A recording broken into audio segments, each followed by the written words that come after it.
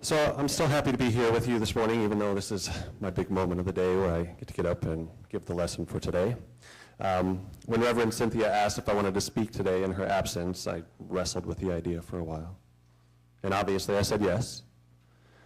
And then I felt like I had butterflies in my stomachs, and like I had a lump in my throat, which appropriately leads me to my topic for today, which is everyday metaphors. For most of my life, I've enjoyed writing, mostly through poetry and free verse, and I just enjoyed the opportunity to make comparisons or describe people, places, or things, or emotions through words. I think it's a great vehicle to kind of create ideas or images, and I particularly like metaphors or figurative speech because it's a way to look at things through a different perspective. We most commonly think of metaphors as like or as statements used to compare two seemingly different things, such as she is as pretty as a flower or his voice is like honey. But a metaphor can have a broader scope. It doesn't always have to fit into this like or as model.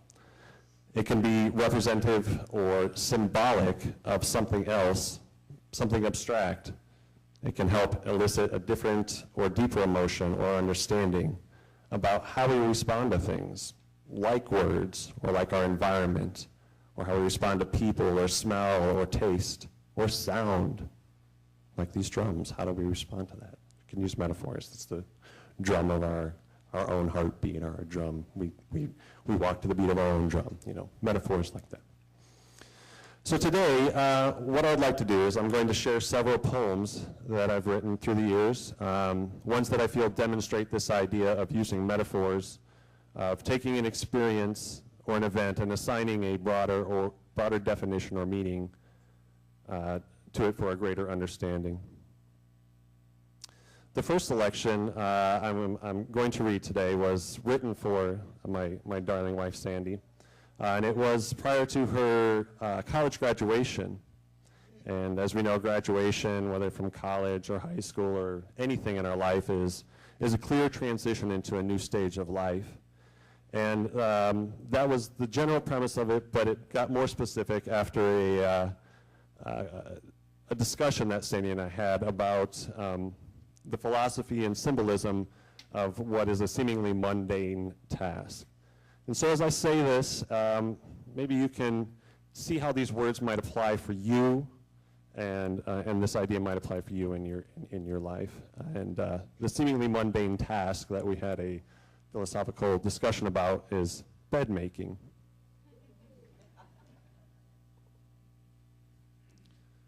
So I'm going to have these words on the screen behind me that are the words from the poem, and you can choose to read them as I'm going along, or you can choose to just hear the words as I speak them, whatever serves you best, as long as the words are getting into your brain somehow. If you don't want them, then feel free not to listen to or read them. Anyway, so this is bed making.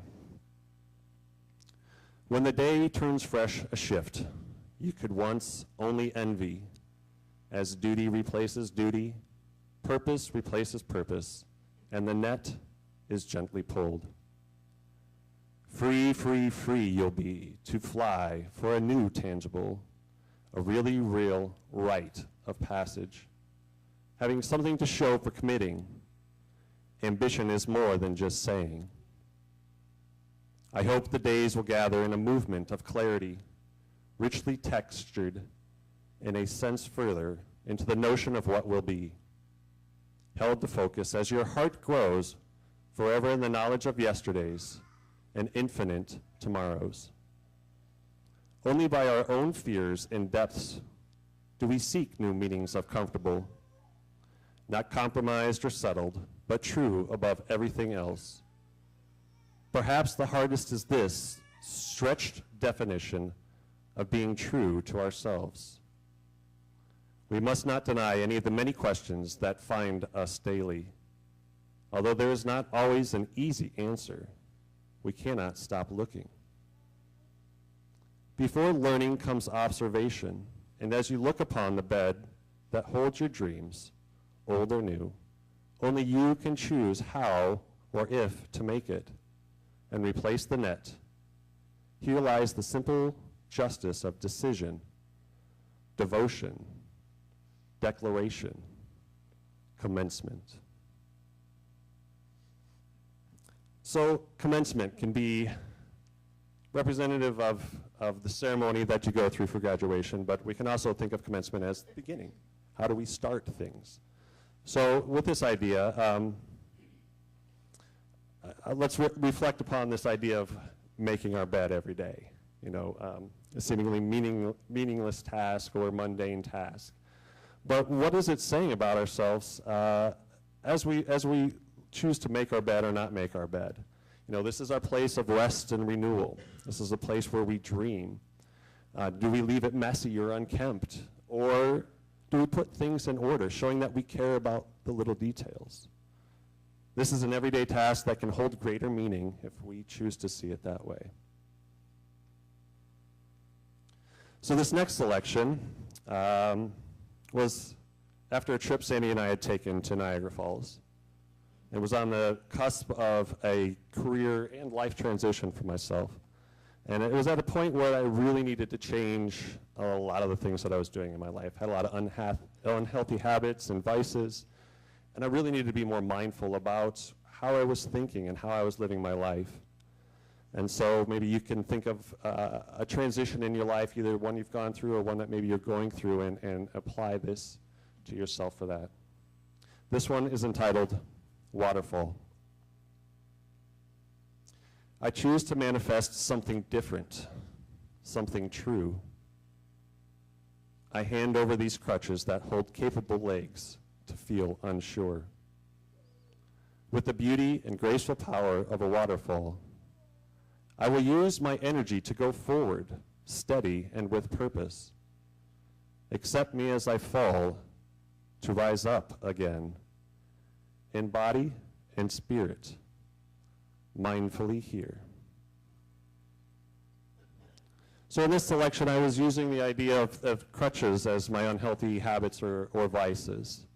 And it allowed me to think of things differently. And knowing that I really didn't need these vices or these habits to go forward in my life, they were just a false support. I no longer needed that. And I needed something more to wrap my brain around. And so this idea of letting go of that. And then to me, the symbol of water and this renewal of water, especially with the waterfall, that awesome power that it has as it's crashing down to go forward, and then as it goes back up again into the mist, to go into the clouds, to create rain, to get back into the cycle of life. So it was a very powerful representation of taking one thing and applying it to something else. And that was a very good trip, and it was very, very timely to feel that awesome power of the waterfalls and have some meaning further in my life. The last selection is one of my favorite uses of metaphors.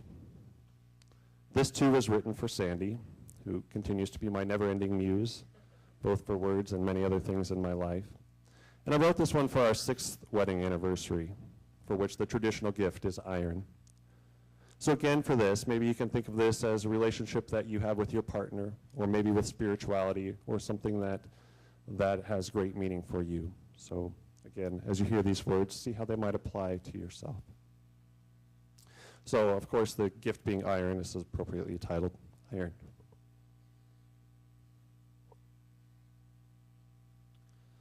The flames of heart's desire have forged many wondrous forms through passion and attraction, with a heat that builds but does not burn. By fate's gift, our hearts have forged love, strong and unyielding, lasting, sculpting, spiraling, swirling, standing tall. It defines borders and produces gateways to the limitless possibilities. How perfect to have such a symbol that is so enduring, standing the test of time. And though it may sometimes be rough, it can always be smoothed. An element everlasting. We cannot choose the form that love may find us, but we can embrace the beauty that love forms. I choose to be thrown again into heart's desire, as it always finds you as the flame. And with our hearts ablaze, we form strong as iron, and forever we shall stand within the gateways of possibilities.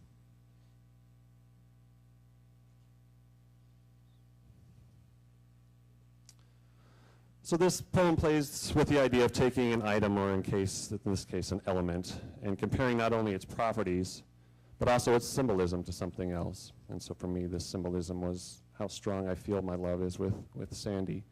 And so I love to play with things like that can really just anchor a feeling with not what's abundantly and clearly in front of me as far as an idea is. Our love is strong, but bringing another image in so that it can fortify that feeling or have it feel in a different way. So this brings me back to the topic of today of everyday metaphors.